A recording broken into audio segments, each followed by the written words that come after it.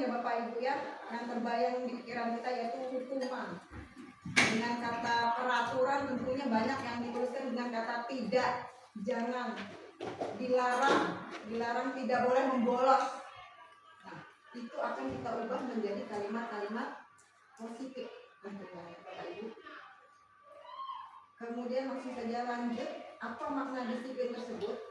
Makna disiplin tersebut di sini berarti belajar ya, bagaimana cara kita mengontrol diri dan menguasai diri untuk memilih tindakan yang mengacu pada nilai-nilai yang kita hargai, yaitu nilai-nilai kebajikan universal.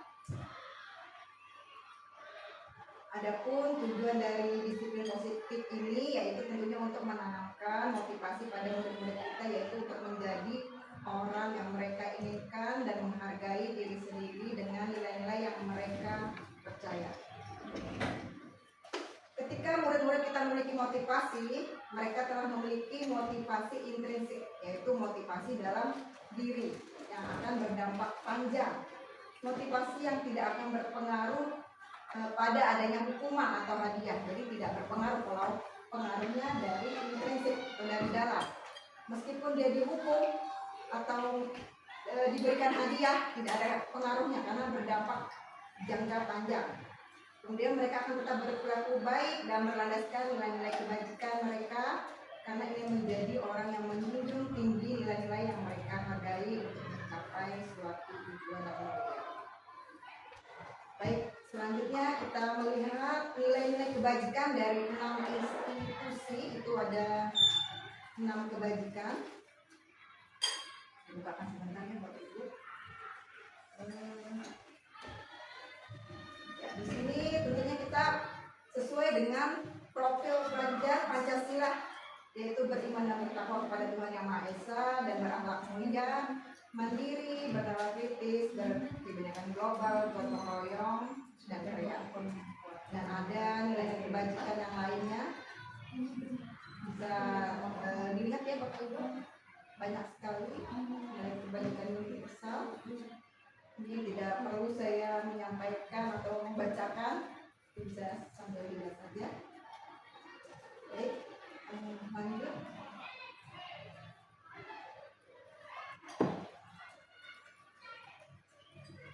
Ya, ini ada pertanyaan Bapak Ibu. Nilai-nilai kebajikan apa yang Bapak Ibu rasakan penting saat ini untuk ditanamkan pada murid-murid di kelas atau sekolah Anda? Mungkin bisa dibantu Bapak Ibu.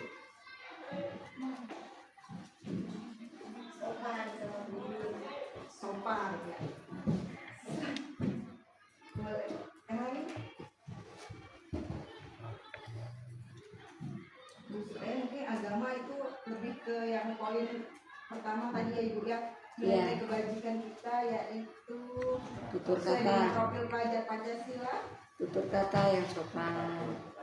Nah, takwa pada Tuhan Yang Maha Esa dan berakhlak mulia ya. Tentunya saya juga akan nilai kebajikan untuk pelajaran seni itu tentunya harus kreatif mereka. Kita lanjut saja Bapak Ibu. Di sini ada teori, motivasi, hukuman, penghargaan, dan restitusi. Ada 3 motivasi perilaku manusia.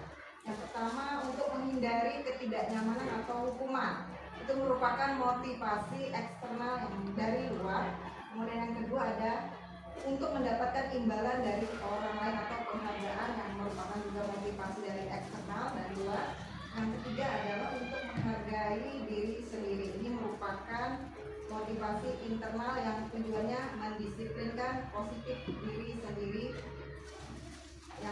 yang saya akan menjadi orang seperti apa apabila saya melakukannya.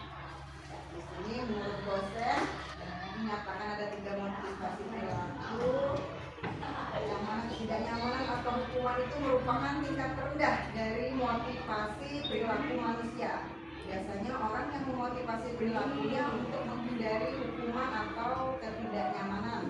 Maka bertanya, apa yang akan terjadi apabila saya tidak melakukannya? Sebenarnya mereka sedang menghindari permasalahan yang mungkin muncul dan berpengaruh pada mereka secara fisik, psikologis maupun tidak terpenuhnya kebutuhan mereka bila mereka tidak melakukan. kedua, untuk mendapat imbalan atau penghargaan orang lain, orang ini akan termotivasi, akan bertanya, apa yang akan saya dapatkan apabila saya melakukannya. Itu berupa penghargaan. Mereka melakukan sebuah tindakan untuk mendapat pujian dari orang lain yang menurut mereka penting dan mereka letakkan dalam dunia berkualitas. Mereka juga melakukan sesuatu untuk mendapatkan hadiah, pengakuan atau imbalan. Dan yang ketiga, yang terbaik adalah untuk menjadi orang yang mereka inginkan, yaitu menghargai diri sendiri dengan nilai-nilai yang mereka percaya. Mereka akan melakukan sesuatu yang karena nilai-nilai yang mereka yakini dan mereka hargai, dan mereka melakukannya karena ingin menjadi orang yang melakukan nilai-nilai yang mereka yakini tersebut adalah motivasi yang akan membuat seseorang memiliki disiplin positif, karena motivasi perilakunya bersifat internal, bukan eksternal. Baik, selanjutnya ini ada pertanyaan Bapak Ibu. Sebagai seorang pendidik, saat Bapak Ibu perlu hadir di suatu pelatihan, motivasi apakah yang mendasari tindakan Bapak Ibu? Di sini ada 3 pilihan Bapak Ibu. Apakah Bapak Ibu hadir karena tidak ingin ditegur oleh panitia, pengawas, atau kepala sekolah dan mendapat surat teguran? Ini akan menghindari ketidaknyamanan atau hukuman. Yang kedua, ingin dilihat atau dipuji oleh lingkungan sekolah karena ingin mendapatkan imbalan atau penghargaan dari orang lain. Dan yang ketiga adalah ingin menjadi pembelajar sepanjang hayat. Ya. Yang nomor Menjadi 3. orang yang berusaha dan bertanggung jawab serta menghargai diri sendiri sebagai teladan bagi murid-murid, guru-guru serta lingkungan. Boleh dari Bapak Ibu boleh menyampaikan? Saya kayaknya runtut itu dari atas doang. Iya, semuanya mah. Dari atas saya runtut doang. Pertama kan, iya. Runtut dari Jujur loh, harus jujur loh. Iya, justru saya jujur. Runtut dari atas. Sebenarnya kalau mau ngambil kesimpulan yang baik, saya ambil nomor 3. Tapi semua kan. Tapi dari atas saya kan, takut nih manusia. Baru turun ke bawah kan? Turun ke bawah. Kepingin juga ini, dapat ini. Yang ketiga, mulai. Tadi karena ingin mendapatkan sertifikat. Itu yang kedua kan? Yang kedua ya. Ada sertifikatnya kan kalau ada saya. Saya runtut Berarti dari motivasi dari atas. eksternal ya Pak. Saya runtut dari atas Berarti ke kalau bawah. buku lulus dari luar dan Pertama kan saya takut dulu kan, ini kan aturan. Iya. Tanggung jawab. Tapi yang terbaik adalah Kalau Bu Sri saya langsung nomor 3, dia memang pembelajar.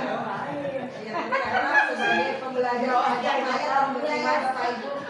Baik, kita lanjut saja Bapak Ibu, karena masih ada video-video yang 15 menit yang akan disetel, harus diucapkan saja. Perbedaan hukuman, konsekuensi, dan restitusi. Kita lihat tabelnya dulu Bapak Ibu. Tabel teori dan di sini ada tabel perbedaan hukuman, konsekuensi, dan restitusi. Hukuman merupakan identitas gagal, kemudian konsekuensi dan restitusi merupakan identitas sukses, yaitu mendisiplinkan. Jadi untuk hukuman itu sesuatu yang menyakitkan harus terjadi, yang misalnya kita memberikan hukuman kepada anak. Dan konsekuensi itu sesuatu yang harus terjadi, karena misalnya dia terlambat di pelajaran bahasa Indonesia, kamu menulis atau dikasih hukuman menulis atau membaca masih sesuai dengan konsekuensi ya yang diberikan. Kemudian restitusi adalah merupakan pilihan. Ini kita kembalikan ke anak, dia mencari solusinya sendiri. Karena banyak sekali kalau saya harus jelaskan ini Bapak Ibu, ini bisa sambil dibaca. Kemudian hukuman itu adalah peraturan, adalah kamu harus, gitu ya. Kalau kita biasanya memberikan hukuman. Kemudian untuk konsekuensi, apa peraturannya? Mampukah kamu melakukannya? Kemudian untuk restitusi, menanyakan kembali keyakinan yang sudah dibuat bersama anak-anak, apa yang bisa kamu lakukan untuk memperbaiki masalah ini. Seperti kemarin ya Bu Laras ya, Saya melihat ibu kemarin sudah melakukan restitusi. Pada minggu lalu saya baru mendapatkan mempelajari masalah ini, langsung sepertinya bapak aksi nyata itu bermunculan di sekolah. Sepertinya itu langsung di kelas 7B saya kemarin ada yang berkelahi, kayaknya kok terkoneksi seperti itu. Lanjut, kemudian untuk yang negatif itu hukuman, awas kalau dilakukan lagi ya, nanti ya, awas kamu ya, itu merupakan hukuman. Kemudian netral ini konsekuensi, lakukan apa yang saya katakan. Kemudian untuk yang restitusi itu berpikiran positif, apakah hal ini yang sesungguhnya ingin kamu lakukan? Di sini menggunakan teori kontrol. Adapun konsepnya di hukuman adalah konsepnya menjadi buruk, sedangkan di konsekuensi hukumnya konsepnya diri baik, dan restitusi konsepnya diri kuat. Di sini kita memberi penguatan kepada anak. Bagaimana kita memecahkan masalah atau memberikan solusi, lalu bagaimana anak-anak memecahkan masalahnya sendiri. Kemudian hukuman itu dibuat oleh guru, kemudian konsekuensi dibuat oleh guru bersama murid, dan restitusi dibuat murid, dibuat anak, dibuat bersama anak. Baik, selanjutnya di sini ada pertanyaan pemaksud lagi, Bapak Ibu. Setuju atau tidak setuju? Belum. Hukuman dapat mendisiplinkan anak. Ya, setuju? Tidak? Setuju? Yang kanan. Boleh dong. Hal positif boleh aja, setuju aja. Dia perlu hukumannya. Emang positif. Asal hukumannya yang mendidik, bukan penyiksaan fisik. Baik. Karena tujuannya hanya untuk Beri mendidik. pop dong buat Pak Sulaiman. Kalau saya mau pernah Oke, selanjutnya pemberian hukuman dengan hal positif, seperti tadi ya saya sampaikan, membaca atau membersihkan halaman sekolah dapat meningkatkan disiplin anak. Sangat setuju sekali ya, ini merupakan konsekuensi menurut saya, bukan hukuman, karena mendisiplinkan anak. Kemudian memberikan hadiah atau iming-iming dapat meningkatkan motivasi belajar anak. Setuju atau tidak setuju, Bapak Ibu? Setuju. Tidak setuju. Ya, tidak selamanya betul Bapak Ibu. Karena kita harus motivasi anak itu dengan penghargaan, tapi tidak selamanya kita memberikan iming-iming itu, karena itu merupakan motivasi dari luar, bukan dari dalam diri anak-anak. Baik, Bapak Ibu, kita lanjut saja langsung. Selanjutnya ada kasus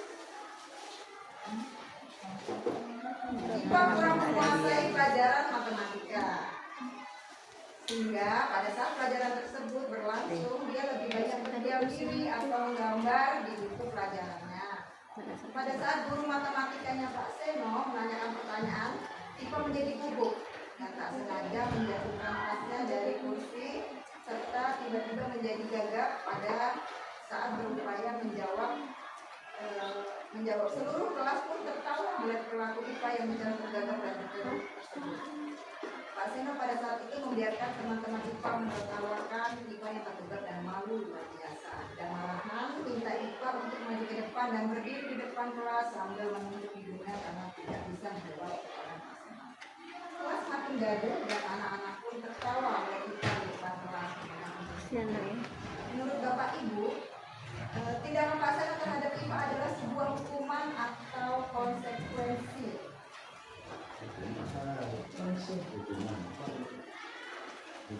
Hukuman menurut Bapak Sulaiman. Boleh dikasih alasannya Bapak? kalau rekonsekuensi kan kemungkinan ada faktor internal, misalnya bosan, ngantuk, kan, atau tidak tertarik dengan mata pelajaran tersebut, kita tidak tahu juga. Kan?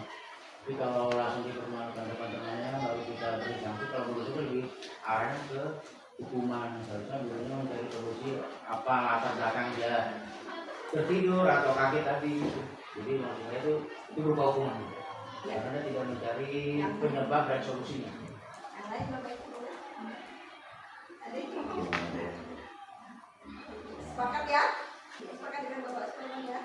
Ya betul sekali tadi yang Bapak sampaikan bahwa belum tentu si IPA ini memang dia tidak mungkin dia dari kebutuhannya tidak menyenangi pelajaran matematika, tetapi menyukai pelajaran menggambar. Di sini kan menggambar di buku pelajaran, mungkin dia menyukai di pelajaran lain. Dan yang kedua mungkin strategi ataupun metode yang diberikan monoton ya, kurang interaktif atau kurang menyenangkan sehingga membuat IPA ini bosan. Dan sebaiknya tidak menyuruh IPA ke depan sambil menunduk hidung, itu merupakan bukan pembelajaran ya Bapak Ibu ya.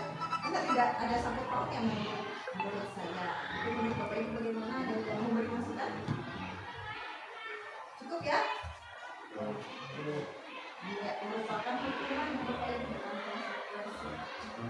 Selanjutnya hukuman atau konsekuensi. Baik, di sini saya akan membukakan LMS saya. Hukuman.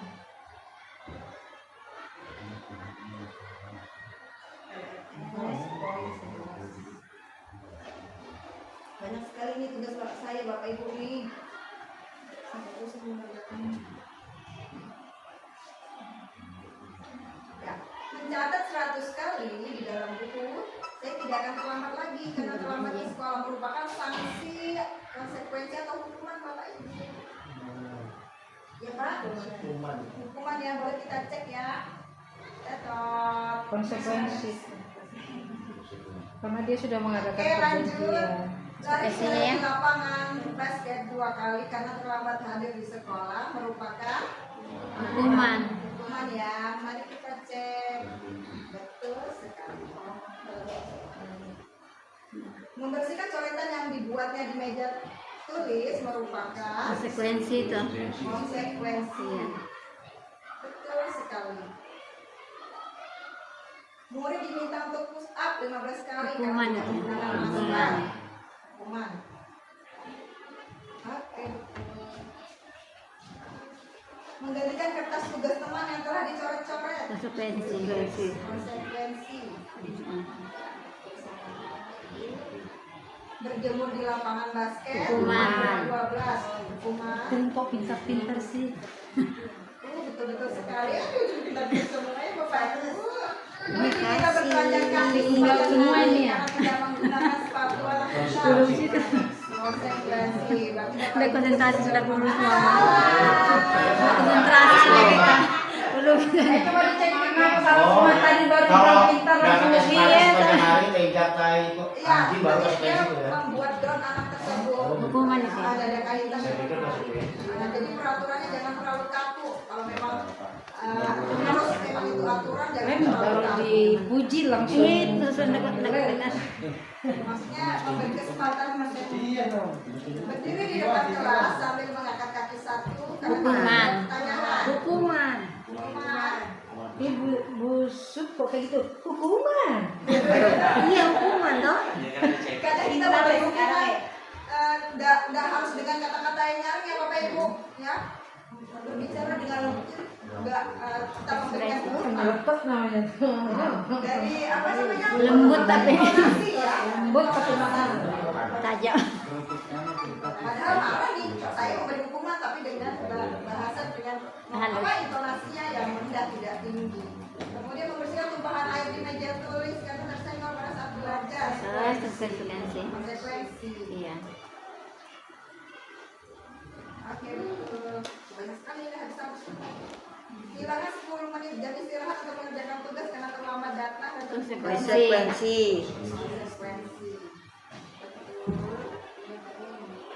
Bisa sertifikat dapat ya Bu Sabina. Pada jam istirahat tidak diizinkan bermain oleh guru piket karena mencederai teman. Oh, hukuman. Hukuman. Salah. Belajar dari sertifikat. Nah, jadi sertifikatnya udah 2 salah. Nggak jadi, sudah 2 nilainya. Pelajaran dari 15 menit yang diminta untuk tinggal 15 menit sesudah kelas usai yang 15 menit ketinggalan. Konsekuensi. Wow, buat Puspaina. Kemudian lari ke lapangan basket kali kan terlambat 10 menit. Konsekuensi. Ya Bu Lola yang jawab. Konsekuensi itu. Motor Bagaimana Pak Pita? Dokumen. Kita dengarkan jawaban Pak Dari Pita. Dokumen. Hukuman ya, coba kita cek benar apa salah. Ya. tulang konsekuensi Bu Guru. Sepena. Anda kan membuat peraturan, jadi harus konsekuen. Itu sudah Membersihkan WC sekolah karena mematahkan prinsip keluarga. Nah, itu tuh. Hukuman karena tidak ada Aturannya. berapa persennya? 100. Kali slide saya sampai 50. Ini ada pengakuan atau apresiasi kebajikan, yaitu penghargaan. Kemarin Bapak Kepala Sekolah sudah memberikan penghargaan kepada Ananda Wanita Indah atas pencapaian memperoleh penghargaan medali emas di kejuaraan Tadi kita 71%, padahal KKM 80. Kurang masif. Nah, masuk. Nggak Oke, masuk kita kita lanjut. saja. Di sini ada apresiasi bakat dan minat anak. Tentunya bukan di bidang olahraga saja yang kita apresiasi, semua bidang kita apresiasi. Oke, lanjut. Ini saya curi-curi di grup SMP 12. Yang penting izin, Bu. Kemudian lanjut ya Bapak Ibu, restitusi. Restitusi adalah proses menciptakan kondisi bagi murid untuk memperbaiki kesalahan mereka sehingga mereka bisa kembali pada kelompok mereka dengan karakter yang lebih kuat. Menurut dosen 2004. Restitusi merupakan proses kolaborasi yang mengajarkan murid untuk mencari solusi untuk masalah mereka sendiri. Restitusi ini bertujuan untuk membantu murid untuk menjadi lebih memiliki tujuan, disiplin positif dan memulihkan dirinya setelah berbuat salah. Kemudian penanganannya bukanlah pada bagaimana perilaku untuk menyenangkan orang lain atau menghindari ketidaknyamanan, namun tujuannya adalah untuk menjadi orang yang menghargai nilai-nilai kebajikan yang mereka percayai. Sebelumnya yang kita telah pelajari tentang teori kontrol tadi ya Bapak Ibu, memiliki motivasi dari dalam, yaitu motivasi itu. Kemudian ada pertanyaan lagi Bapak Ibu. Keyakinan kelas dan peraturan kelas adalah hal yang sama, betul atau salah?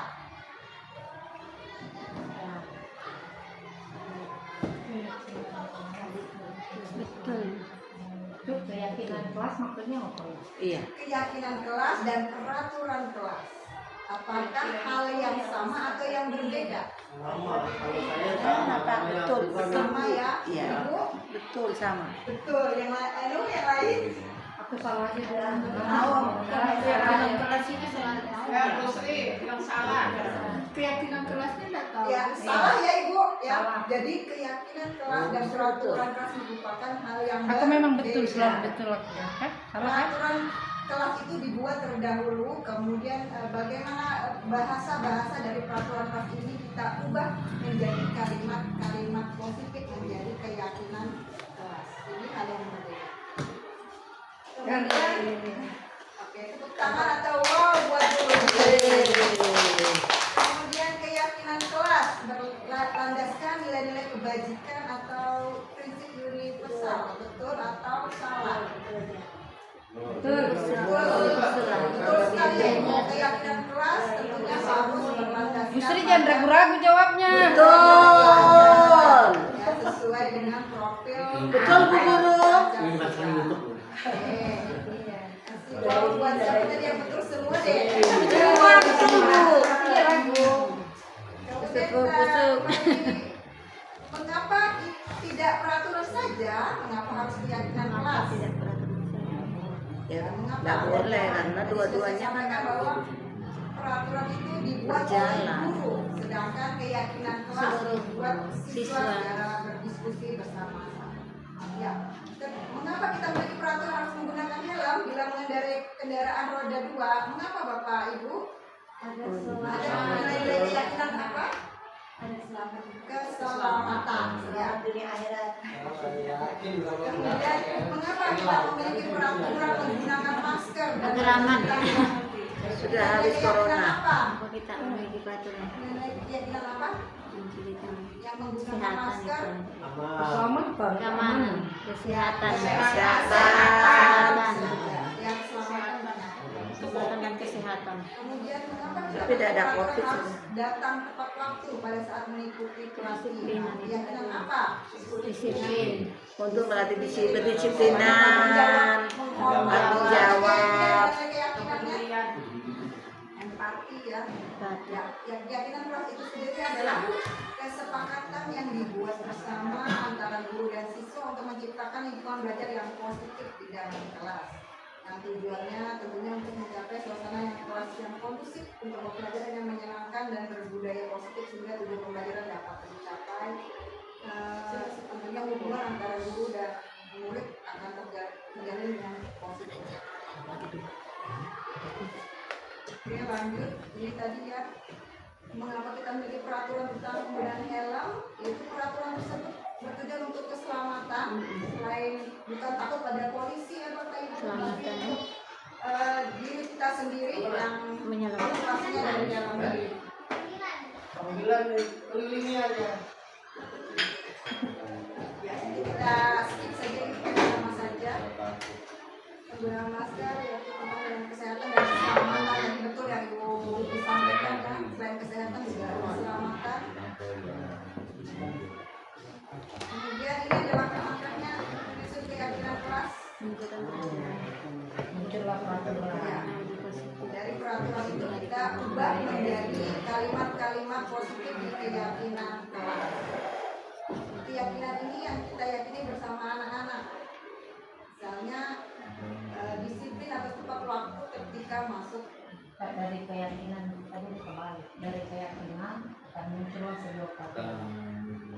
Peraturan itu baru memunculkan langkah-langkahnya, memunculkan peraturan.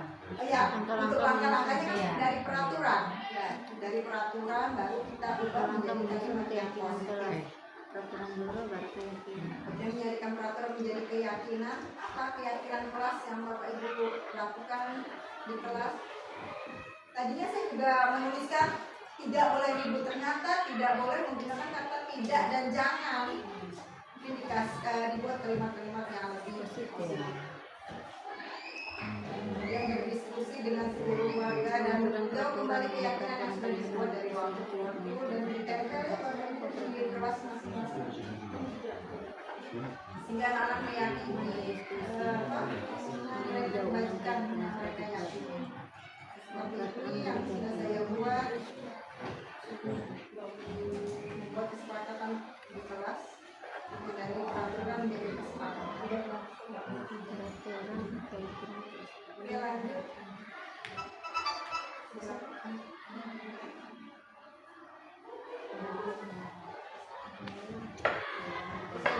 KKNS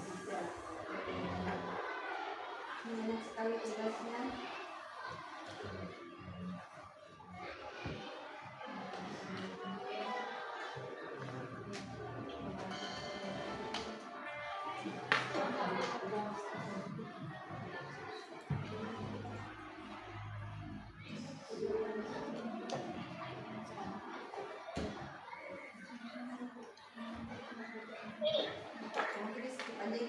Langsung saja kebutuhan dasar manusia. Kebutuhan dasar manusia ada 5 Bapak Ibu. Yang pertama adalah kebutuhan untuk bertahan hidup, makan, minum, kesehatan, kemudian kasih sayang dan rasa diterima, merasa dihargai, dan kebebasan. Mungkin anak ingin kebebasan atau ingin mencoba hal baru, kemudian kesenangan.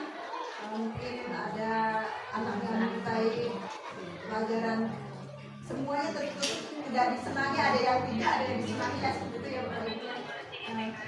Kemudian untuk bermain atau tertawa juga kesenangan. Kemudian penguasaan ini ingin dihormati, dihargai, bahwa menjadi pemimpin di kelasnya itu merupakan penguasaan. Boleh kita lihat di video kebutuhan dasar manusia.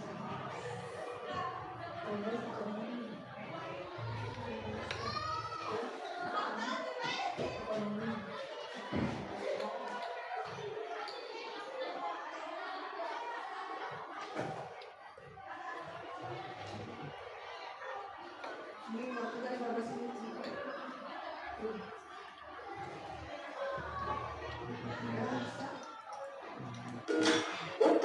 membangun budaya sekolah yang positif dengan lingkungan yang aman dan mendukung murid untuk menjadi pribadi yang berdaya, seimbang, dan bahagia. Salah satu upaya yang dapat dilakukan oleh guru adalah memahami kebutuhan dasar yang mendasari perilaku murid. Pada video kali ini, kita akan membahas tentang 5 kebutuhan dasar manusia.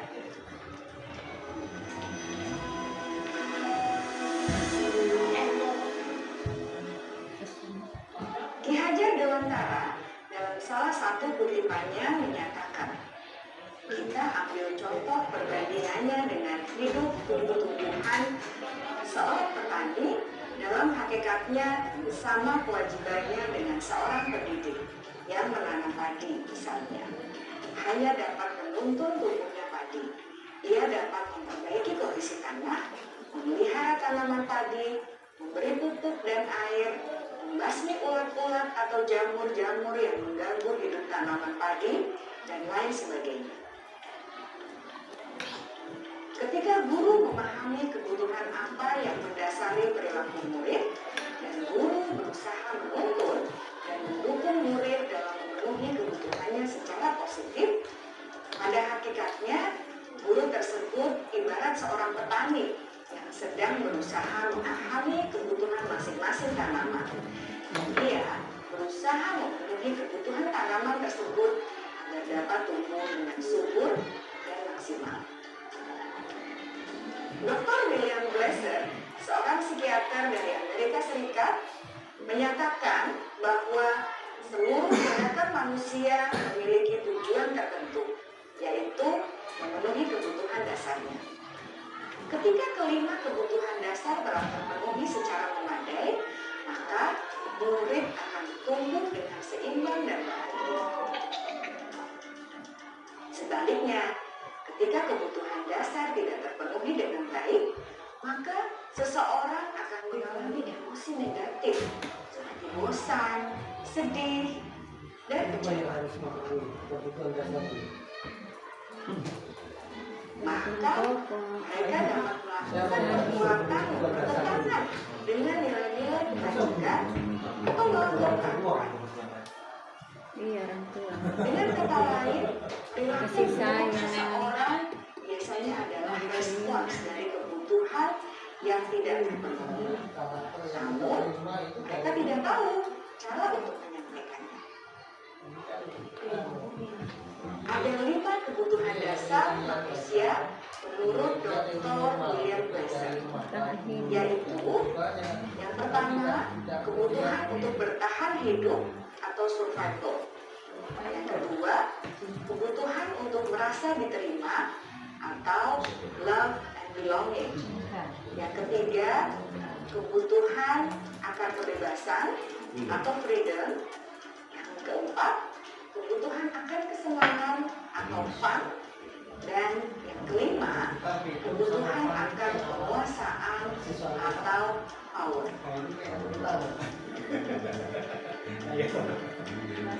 Kebutuhan dasar yang pertama adalah kebutuhan yang bersifat fisiologis untuk bertahan hidup atau survival. Bebas dan senang dia. Misalnya kesehatan, Senang-senang bahagia. rumah, Sebenarnya itu sebagian dari situ dia terlalu laju, nggak ada tahapannya tadi. kebutuhan biologis Dia tidak sebagai merasa. bagian dari proses reproduksi, termasuk kebutuhan untuk tetap bertahan hidup. Kebutuhan untuk merasa aman juga termasuk dalam kebutuhan ini. Rasa aman, rasa diterima. Agar murid dapat belajar dengan baik, Ini pakai pender rasa sama mereka. aman, aman, sandang, dan papan harus terpenuhi. Bagaimana mungkin mereka dapat belajar dengan baik bila mereka datang ke sekolah dengan perut yang lapar Iya, atau bila memang mereka Masa kebanjiran? itu memang bertahan hidup. Hari awal lagi kelihatan makan Gratis. Kita mengetahui kebutuhan Bang Haji itu memang ikut kenyang. Iya, kalau sudah kenyang itu ya konsentrasi dia. Kalau kekenyangan ngantuk juga. Kalau nggak kenyang itu yang marah-marah gitu. yang semuanya Dari dulu yang begitu sulit ya. Ada memang seperti dasar teori. yang kedua, yaitu kebutuhan akan perasaan diterima oleh kelompok atau komunitasnya atau Jadi kebutuhan dikecilkan yang ya. belonging. Kebutuhan ini meliputi keinginan untuk tetap terhubung dengan orang lain seperti teman, keluarga, teman kerja, dan kelompok di mana kita tergabung. Setiap murid ingin menjadi bagian yang berharga dari kelas dan juga sekolah. Mereka juga ingin diterima oleh orang lain dan kelompoknya. Bahkan, murid yang terlihat paling kuat pun jauh di dasar hatinya pasti ingin merasa diterima. Sebagai guru, seharusnya kita dapat menerima murid kita apa adanya, sesuai dengan kodratnya. Peradabannya. Karena setiap murid adalah unik. Mereka memiliki kekuatannya masing-masing, sehingga guru seharusnya bisa menciptakan kesempatan untuk murid kolaborasi dan memiliki ikatan emosi satu sama lain. Murid-murid yang memiliki kebutuhan yang besar untuk merasa diterima, biasanya mereka belajar karena suka pada gurunya. Mereka juga suka bekerja dalam kelompok. Kebutuhan yang ketiga adalah kebutuhan akan kebebasan atau kebutuhan membuat pilihan. Murid harus diberi kesempatan untuk membuat pilihan dan bertanggung jawab atas pilihan yang mereka telah ambil. Memberi Ada mereka aturan banyak kan? bukan berarti membiarkan mereka melakukan Dia apa sudah saja kuliah, Bu. mereka mau, melainkan lebih beri mereka kesempatan untuk membuat pilihan, menyuarakan pendapat mereka, Kita yang kasih anu percaya ya. diri, Bisa kalau dia sendiri masih bingung-bingung deh. mencoba hal-hal yang baru. Itu ekstrim. Pembelajaran dengan metode yang beragam dan menarik juga akan memenuhi kebutuhan murid tentang kebebasan ini. Pembelajaran berdiferensiasi di mana guru menyediakan beberapa jenis tugas yang bisa dipilih oleh murid sesuai minat mereka sangat baik untuk mengembangkan murid menjadi lebih mandiri dan memiliki motivasi internal. Karena kebutuhan akan kebebasan pada dasarnya adalah kebutuhan untuk mandiri, memiliki otonomi, memiliki pilihan, dan mampu mengendalikan arah kesehatan.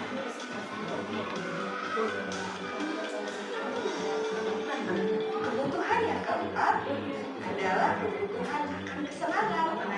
Bayangkan Bapak Ibu, hidup tanpa rasa senang, apa menyedihkannya? Glasser menghubungkan kebutuhan akan kesenangan dengan belajar. Jangan sepelekan kebutuhan murid untuk merasa senang di kelas.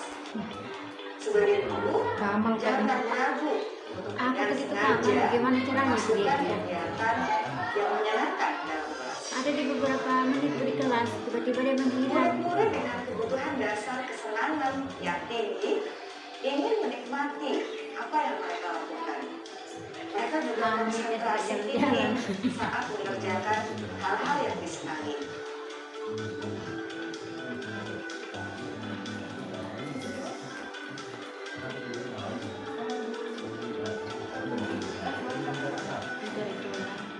Kebutuhan yang kelima adalah kebutuhan akan penguasaan.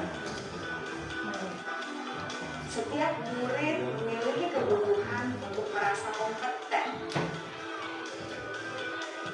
jadi terampil, diakui capaian dan keterampilannya,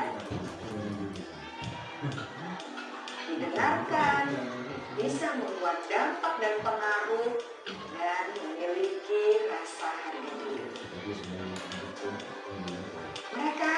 sebaiknya diberi kesempatan untuk membuat keputusan tentang hal-hal yang penting dalam hidupnya dan tidak merasa dikontrol oleh sistem sekolah.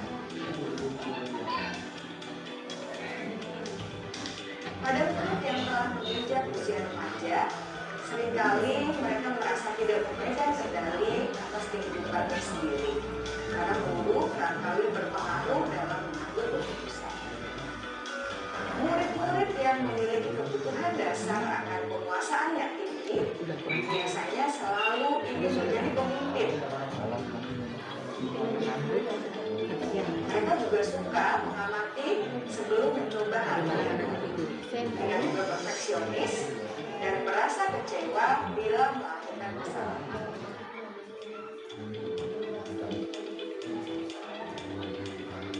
Ibu dan bapak guru sangatlah penting bagi kita untuk mengetahui kebutuhan dasar murid-murid agar kita memahami alasan di balik sikap dan tingkah laku mereka. Bila murid buruk atau melanggar peraturan sehingga tindakannya tidak sesuai. Sudah berapa waktu? Berapa? Iya. 2. Kemudian untuk tes tugas mandiri, oke di sini saya akan membagikan Aduh, sampai Mbak. sepertinya ini hanya menilai diri sendiri kok Bapak Ibu, menilai diri sendiri. Berarti minat semua dong. Untuk menilai diri sendiri, apakah Ibu masuk di yang mana tadi pilihannya?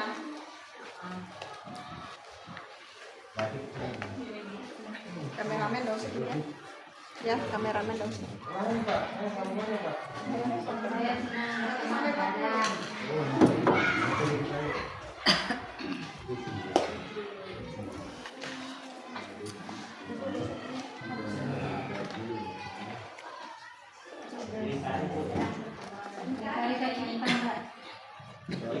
Boleh dilingkari?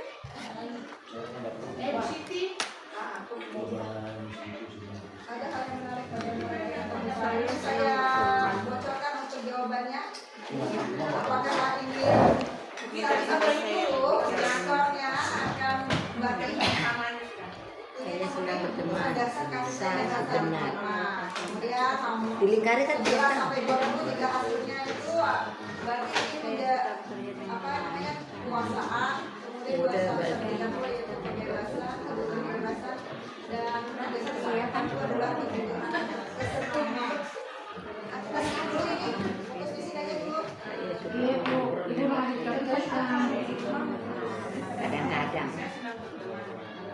Kadang-kadang jaringannya salah. Saya sudah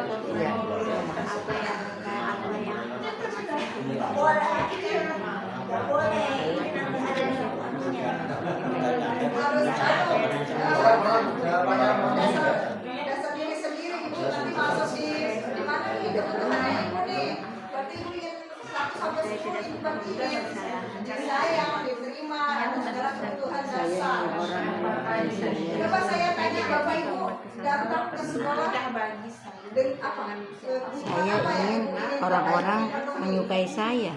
piring saya di sini loh. Saya di sini ingin disukai. Bagaimana dengan diri kalian?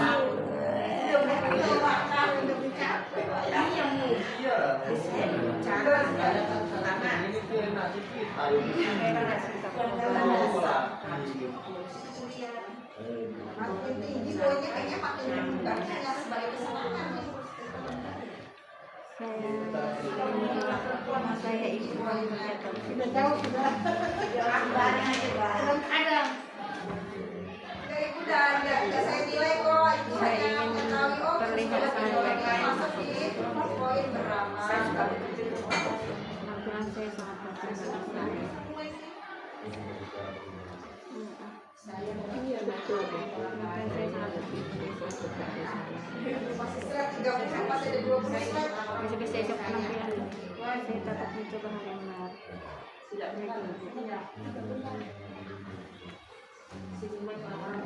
Saya suka menjadi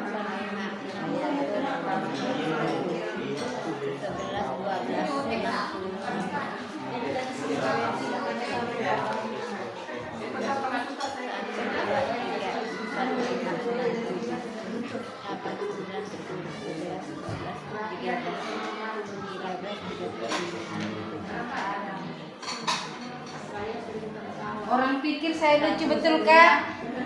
Jawab dulu. Orang lain saya Iya makanya orang pikir saya lucu. Sekarang saya tanya kalian karena saya nggak bisa menilai saya lucu apa enggak. Angkat tangan yang saya lucu.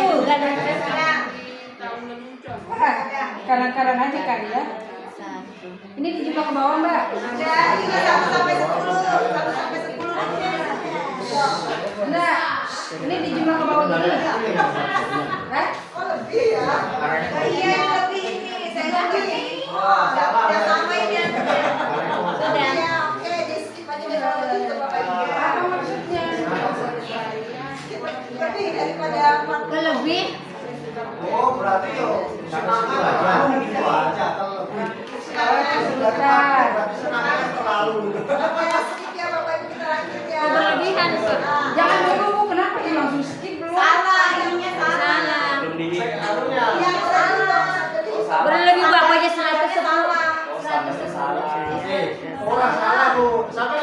40 toh. 100 Tapi senang lebih. sekali gitu aja. Hadiah.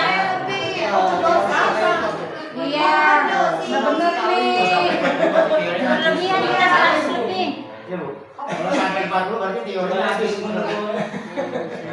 Sedikit dulu udah berapa? Kali maju udah 35, udah ini udah 100 lebih. Aku 100 lebih, Bu. Oke, lanjut di posisi 114. 5 posisi. 1 sampai 10 aja. Ini salah bikin anunya itemnya. kira-kira berapa Mana yang posisi kedua? kontrol Belakang yang ke depan. nih? Yang mana yang berjumlah, Bu? Jujur. Semuanya dijumlah. Ini bisa kita menilai gini ya, orang lain yang menilai. Satu sebagai pendukung, yang satu menghakimi, Aku kemudian kadang-kadang semua itu. ya membuat Lima, rasa lima. bersalah. Misalnya saja, ibu lo sudah capek-capek lo ngajarin kamu kok udah mendengarkan. Nah, itu nanti anak-anak merasa bersalah, iya bu, seperti itu. Ya gini Bu, ini kan artinya kita sebagai guru kan nggak boleh juga harus di posisi sebagai Betul, manajer. kadang kita bisa Nggak boleh menjadi juga hanya manajer. pemain. Saya kelima-limanya dah itu. Ya, betul sekali. Iya memang harus Kadang-kadang lima-limanya. Ini Ini kalau kecuali Makanya, pas bagus. ini pertanyaan ini mohon maaf ini saat pembelajaran. Nah, kalau saya menikmatinya ini sampai begitu saya Itu masuk 38 aja, posisi Bu. dalam hati ya. saya Oh hukum aja ternyata dah. gitu sikap gini. Kan gitu. Ya, Nah, Saya pemukul. hukum ya bu, sering Ya. kamu ya bu ya. Nanti hukum ya. Kemudian membuat rasa bersalah. Tapi nggak bisa saya mesti Sudah belajar. iya. dapat dari Itu kan Kadang teman, kadang Lagi. Ini kan apa yang sikap sering muncul itu apa namanya? yang Istilahnya apa? langsung emosian, Bukan sesuatu yang sering muncul dalam artian menghukum, kebiasaan. yang kayak seperti kebiasaan itu. Nah itu kecenderungannya ada dari Habitual. nggak bisa. Semua saya yakin akan melakukan ini. Iya. tergantung keadaan. Kalau kita kontrolnya sebagai teman itu salah. Kalau kita terlalu dekat sama anak juga salah. Iya, tapi ada kadang-kala Pemantau pun yang terbaik benar, sebenarnya bisa makanya dari itu manajer. kolaborasi loh itu sebenarnya. Ya, sebagai Tergantung keadaan anak-anaknya. Lihat LMS Kontrol poin. Kalian nih, Oke, saya tadi dua kontrol poinnya dulu. lihat LMS posisi kontrol. Ini kayaknya muridnya yang baik semua nih. Ya. Kalau muridnya baik-baik semua bisa jadi manajer kita di situ. Ya, di sini ada posisi kontrol sebagai penghukum. Oke, Seorang penghukum bisa menggunakan hukuman fisik maupun verbal. Orang-orang yang menjalankan posisi penghukum senantiasa mengatakan bahwa sekolah merupakan sistem atau alat yang dapat menekan murid lebih dalam lagi. Guru menerapkan posisi penghukum akan berkata, patuhi aturan saya atau awas. Kamu selalu saja salah. Selalu yang terakhir pasti selalu terakhir selesai. Kamu itu selalu. Musuh nih kayaknya nih. Ada suara tinggi, bahasa mata melotot dan menunjuk-nunjuk dan menghakimi. Kasihan di sana. Terlambat lagi, pasti terlambat lagi. Selalu datang terlambat. Kapan bisa datang tepat waktu, Pak? Emang. Saya itu Pak. Anda tuh posisi itu. Harusnya ditanya dulu kenapa terlambat. Ya, gitu. Ada kebetulan ya Bu di situ. Jadi kemungkinan murid marah dan mendendam akan bersifat agresif, bisa mengajar yang bagi itu murid tersebut akan mencontoh bukunya dan atau menjadinya. Karena dia lanjut kepada membuat rasa bersalah. Pada posisi ini guru akan bersuara lembut, membuat rasa bersalah akan menggunakan kepentingan, menyebabkan rasa tidak nyaman, bersalah, rendah diri. Kata-kata yang keluar lembut akan seperti sangat kecewa sekali dengan kamu. Berapa kali Bapak harus memberitahu kamu? Gimana coba kalau orang tua kamu tahu? Membuat merasa bersalah dan suara akan memelas, halus, sedikit, bahasa tubuh merapat pada anak lesu. Adik, kamu ini bagaimana ya? Kamu sudah menjadi dengan ibu tidak akan kemana lagi. Kamu kenapa ya? Senang sekali mendengar ibu. Bagaimana Psikologi. Seperti ini, murid akan merasa bersalah setelah menceritakan ibu bapak gurunya. Murid akan merasa menjadi orang yang gagal dan tidak sanggup membantu orang lain. Kadang-kala sikap ini lebih berbahaya dari sikap menghukum. Karena emosi akan tertanam lama di dalam.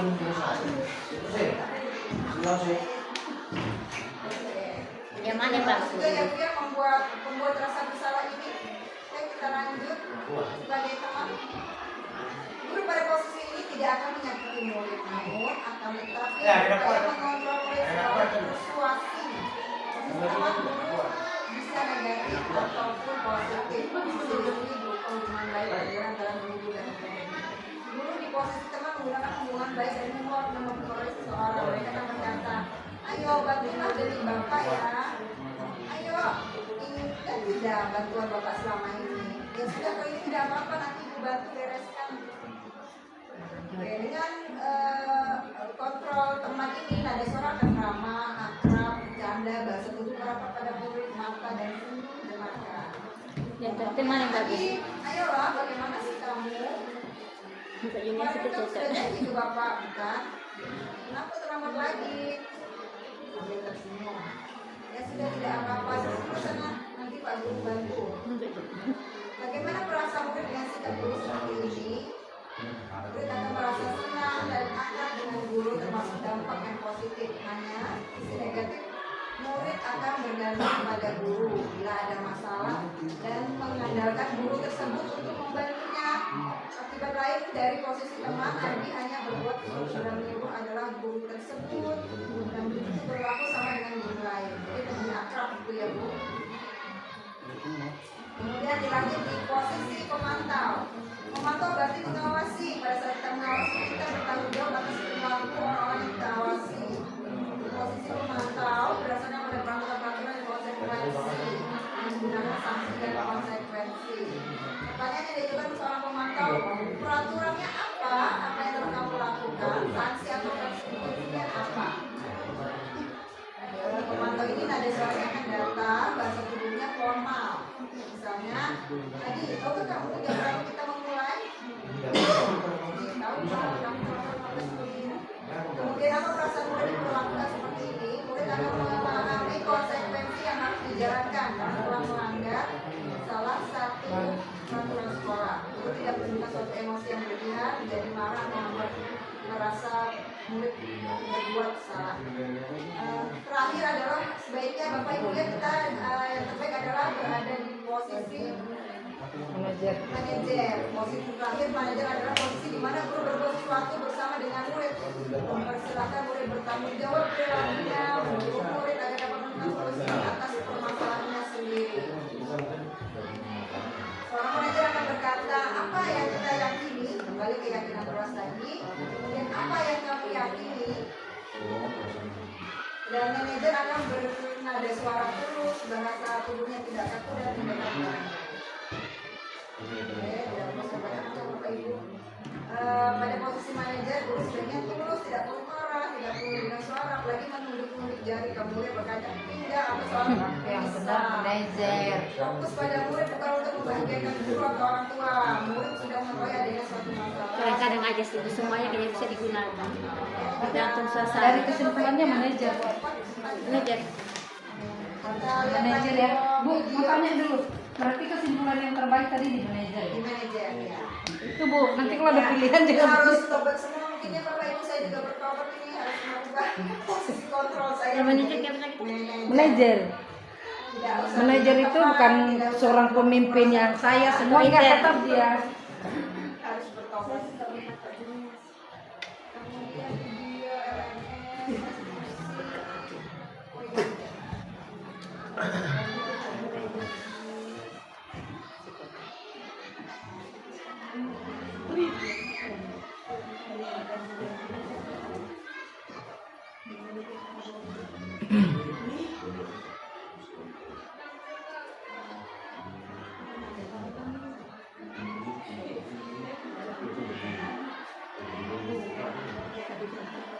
Kemudian video LMS.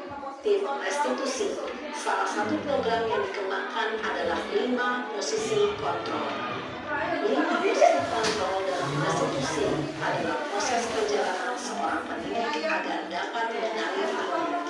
Pada video kali ini, kita akan membahas tentang 5 posisi kontrol yang dikembangkan oleh David Lawson dan John Gottman.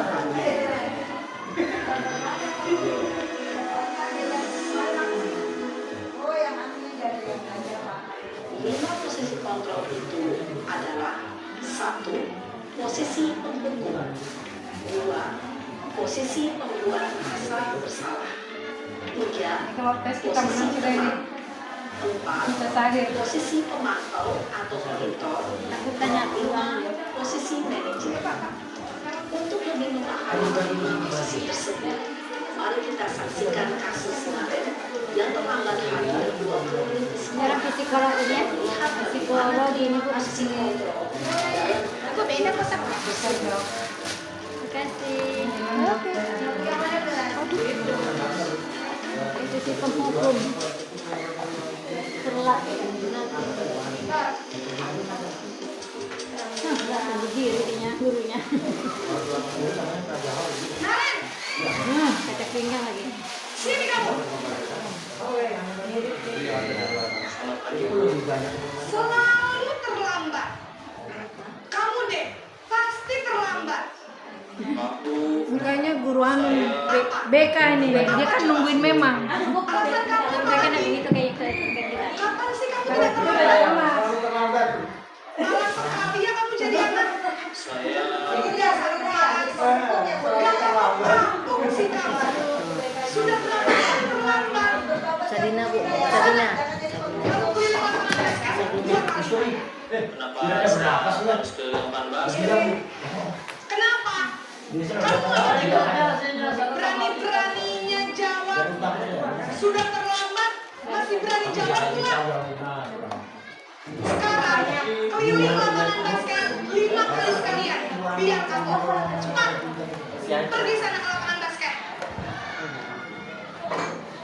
Posisi pemukul biasanya berbicara dengan nada tinggi, menunjuk-nunjuk, menyakiti, dan memberi. Hukuman bisa berupa fisik maupun psikis.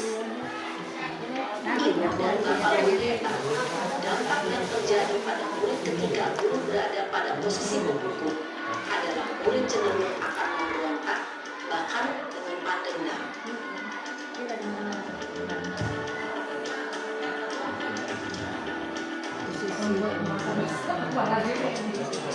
Tekan batu. Dia lagi. Dia terus.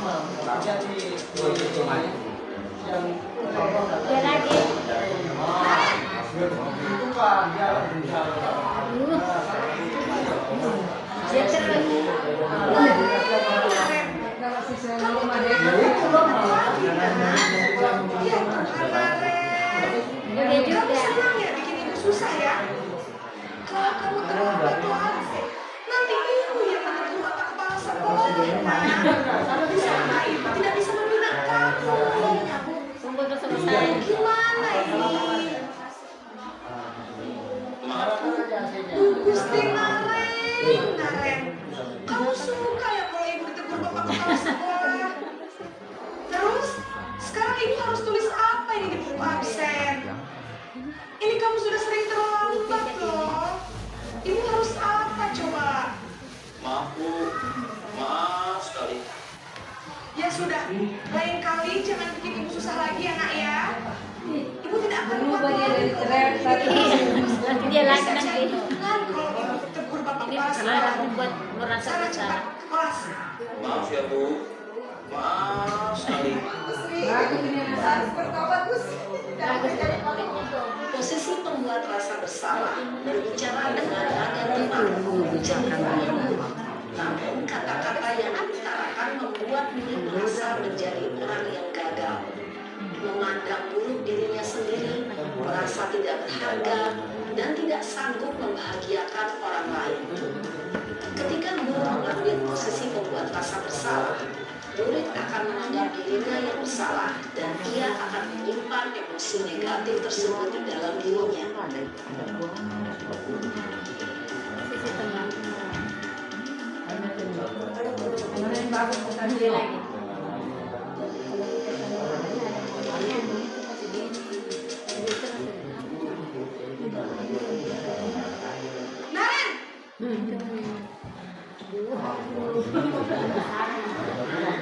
Selamat pagi, Bu.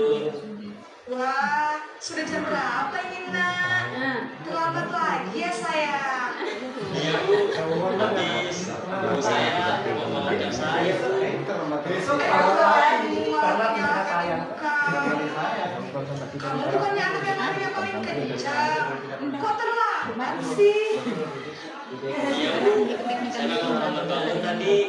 Jadi, biarpun saya lari kencang, tetap gak kekejar, Bu. Ya sudah sana, nanti lain kali larinya lebih kenceng lagi ya, biar gak terlambat lagi. Bikin seneng ibu, demi ibu, bisa kan? Bisa lah, Bu. Ya sudah sana masuk kelas, beresin urusan absen kamu. Kamu ini ada saja. ada saja. Dalam posisi teman, guru berbicara dengan nada suara ramah, akrab, cenderung bersenda gurau untuk menjaga suasana tetap santai. Murid akan merasa senang, aman, dan akrab dengan guru. Identitas yang tercipta adalah identitas sukses atau berhasil. Namun, perlu diingat, karena ini masih dorongan eksternal, maka ada faktor ketergantungan dari murid kepada orang tertentu. Di sini, guru absennya, sehingga di lain waktu, murid bisa berperilaku baik, namun hanya kepada orang-orang tertentu saja.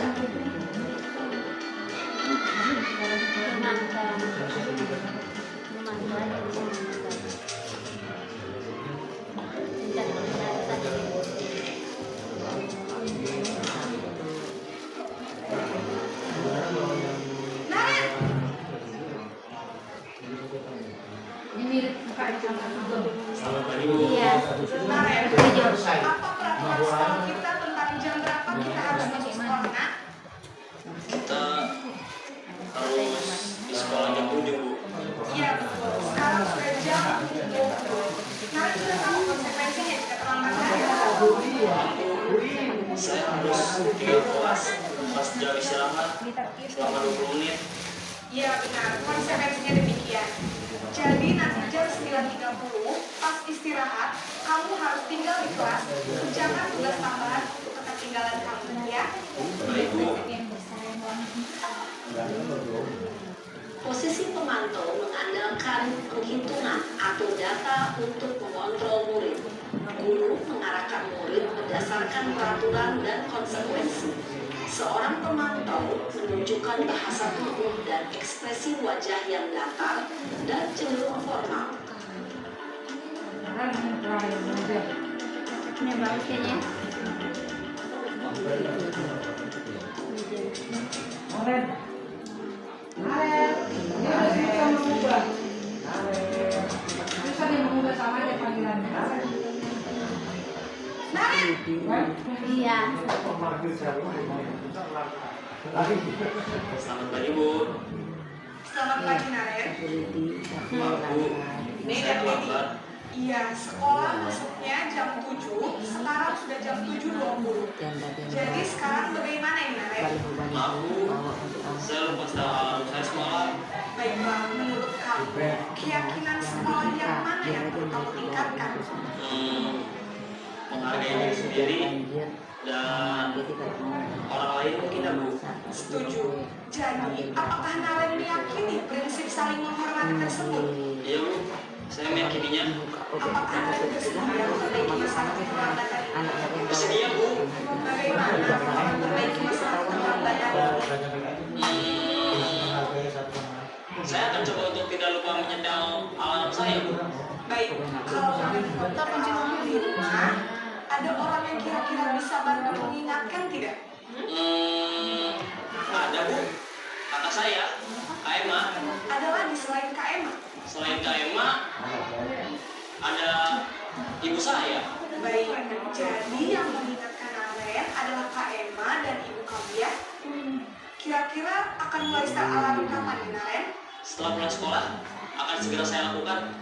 Baik, jadi Naren akan setel alarm untuk bangun besok pagi dan akan diingatkan oleh kakak dan ibunda Naren ya. Ada lagi yang mungkin perlu dilakukan Naren agar tidak terlambat bangun lagi? Tidak ada, Bu. Baik Naren, terima kasih untuk kerjasama kamu. Sekarang kamu perlu kembali ke kelas untuk belajar. Baik, Bu. Terima kasih. Posisi manajer adalah posisi kontrol yang disarankan untuk membimbing murid memiliki sikap disiplin yang positif, yaitu murid yang mandiri, bertanggung jawab, dan dapat memecahkan masalah. Tujuan dari posisi ini adalah agar murid dapat berefleksi atas tindakannya. Guru akan dengan terus memberikan pertanyaan-pertanyaan bermakna sehingga membuat murid dapat belajar dari kesalahannya dan mencari sebuah solusi untuk menyelesaikannya. Ibu dan Bapak guru hebat setelah mengamati Sebentar dulu mau lihat kesimpulannya. Kesimpulannya. Iya.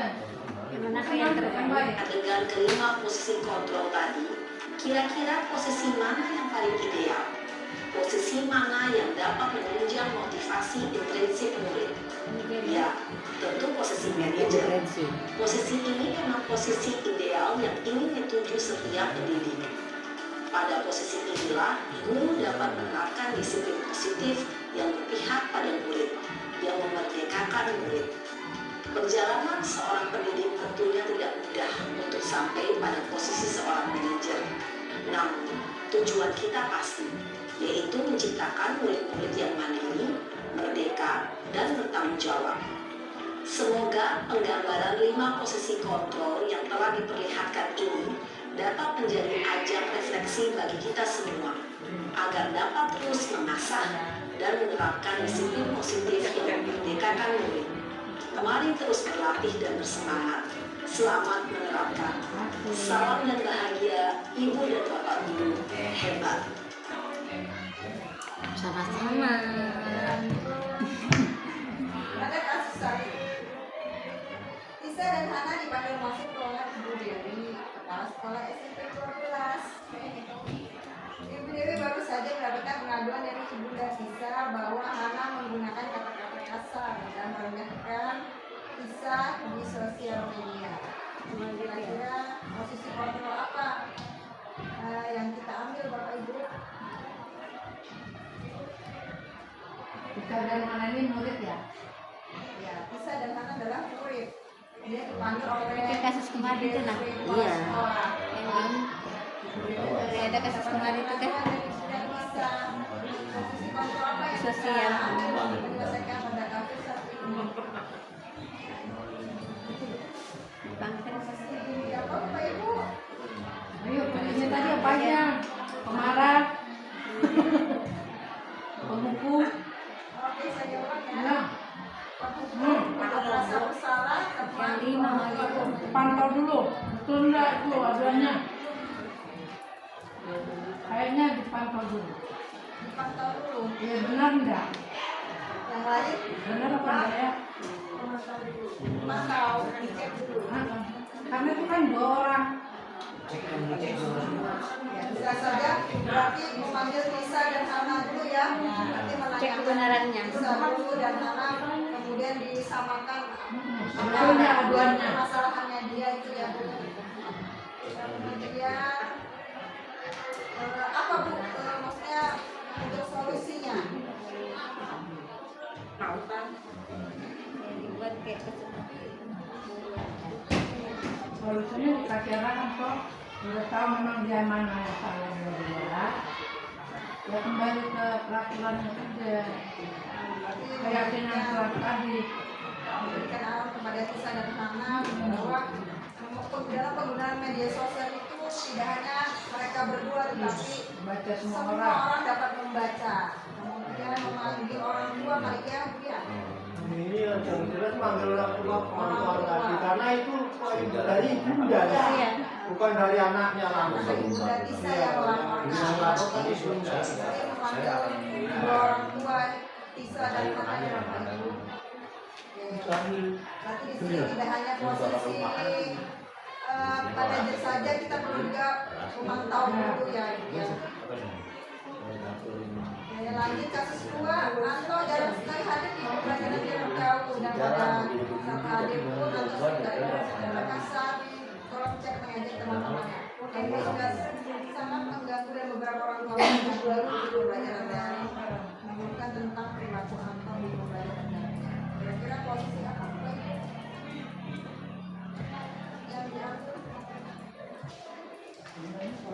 Kembalikan tadi ya, sebenarnya sih tetap masuk semua tadinya. Ya.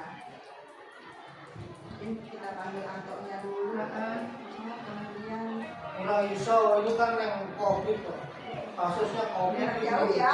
Iya. Daringnya, Pak, ya? Ini kasus COVID kok. Jadi dikeluarkan Keluarkan dari anunya aja, dari grup. grup. Iya. Kalau dia datang tadi, Masa kamu keluar? kasih peringatan dulu kan. Dia enggak pernah ikut. Saya itu udah belajar di WA. Telepon langsung. Wak. coba kita cari Iya, jawabannya ya. jawaban yang benarnya. Jawaban yang benar keluarkannya. Coba itu gimana? Karena ini kan jarak jauh. Dipanggil, wah COVID dia. Ini kan kasus COVID. Kalian lihat dulu.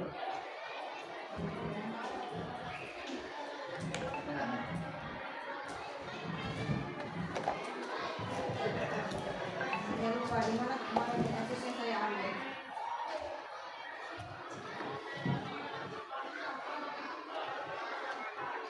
Oh ini jawaban dari teman-teman beraneka ragam sih Bu. Iya. Nah, di sini ada Anto membuat aturan kesepakatan pembelajaran jarak jauh. Ini ada Itu tadi yang menanyakan kan, Pak. ya, kemudian ini ada juga yang menjawab. Ya, ini banyak sekali jawaban dari teman-teman. Tapi makanya sih kalau saya tadi Bu, makanya sebenarnya manajer itu udah ada rangkuman dari kesepakatan dan membuat siswa itu dia mandiri. Ini ada juga teman yang menjawab, saya akan menghubungi orang tua Anto untuk membicarakan perilaku Anto. Itu bahasa sehari-harinya. Ya itu kan itu. Makanya tadi kan yang udah dikasih tunjuk yang itu ya. Itu idealnya. Iya. Tapi langkah pertama itu Banyak tapi ini yang benar ya. memanggil orang tua Anto untuk membicarakan perilaku Aku tuh tadi jawabannya daring. Iya, Menghubungi. menghubungi kan. Menghubungi. Kan dari manggil COVID. Ya,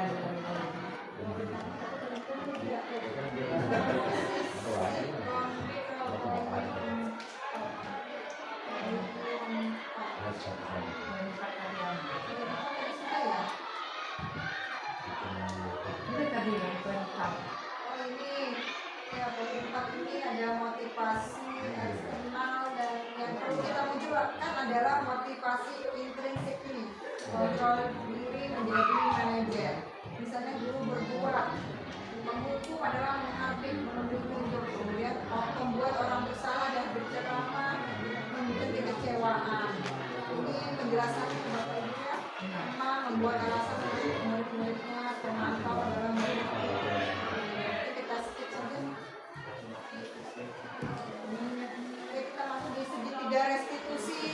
Yang pertama adalah kita menstabilkan identitas dirinya, kita sekali lagi mereka juga kita menstabilkan identitas dulu, menenangkan anak ketika ada masalah, tidak langsung kamu ya, langsung marah-marah gitu ya. Kemudian menstabilkan identitas, kemudian memvalidasi tindakan yang salah, kita validasi dulu, tidak langsung menyalahkan.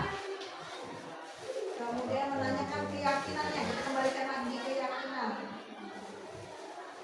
Kemudian kita lihat poin MS, poin bawah.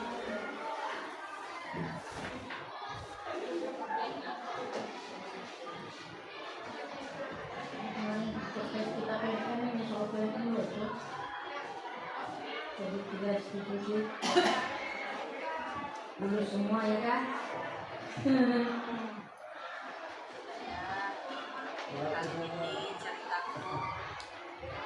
Hari ini juga ada yang ikut pelatihan juga. 3 restitusi, yaitu menstabilkan identitas. Bagian dasar segitiga tujuan untuk mengubah identitas anak dari orang yang gagal karena melakukan salah menjadi orang yang sukses. Jadi langkah langkah yang terbaik untuk mencari solusi atau jalan keluar dari permasalahan. Tidak perlu saya bacakan. Lanjut, validasi tindakan yang salah. Ini kebutuhan dasar. Kita ketahui dulu kebutuhan dasarnya apa yang tadi saya sebutkan dari kebutuhan dasar hidup.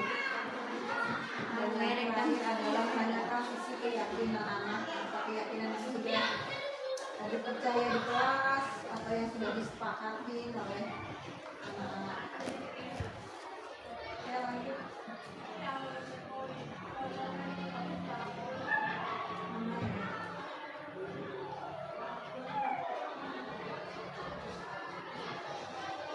Ciri-ciri restitusi yang membedakan dengan program disiplin lainnya ini banyak sekali Bapak Ibu, ada beberapa. Yang pertama yaitu restitusi bukan untuk menebus kesalahan, namun untuk belajar dari kesalahan. Ketika murid belajar dari kesalahan untuk menjadi lebih baik untuk masa depan, mereka akan mendapatkan pelajaran yang mereka bisa pakai terus-menerus di masa depan. Kemudian restitusi memperbaiki hubungan. Yang membuatnya restitusi juga membantu murid dalam hal ini menjadi orang seperti apa dan bagaimana mereka ingin diperlakukan. Lalu restitusi adalah tawaran bukan paksaan. Mungkin bagi guru untuk menciptakan kondisi yang membuat murid bersedia menyelesaikan masalah dan berbuat lebih baik lagi dengan berkata, tidak apa-apa kok, berbuat salah itu manusiawi. Semua orang pasti pernah berbuat salah. Pembicaraan ini bersifat tawaran bukan paksaan. Bukan mengatakan kamu harus lakukan ini, kalau tidak maka gitu ya. Awas ya. Kemudian restitusi menuntut untuk melihat ke dalam diri. Untuk membimbing proses pemulihan diri, guru bisa bertanya pada mereka, kamu ingin menjadi orang seperti apa? Kamu akan terlihat, terdengar atau terasa seperti apa kalau sudah menjadi orang seperti itu? Ketika melakukan kesalahan. Kemudian lanjut, restitusi mencari kebutuhan dasar yang mendasari tindakan. Guru bisa meminta mereka mengenali perasaan mereka, ketika perasaan sedih dan kesepian menunjukkan berarti kebutuhan cinta dan kasih sayang yang tidak terpenuhi. Perasaan dipaksa atau kalau banyak beban itu menunjukkan kebutuhan ingin bebas. Perasaan takut atau kelelahan, lapar ini akan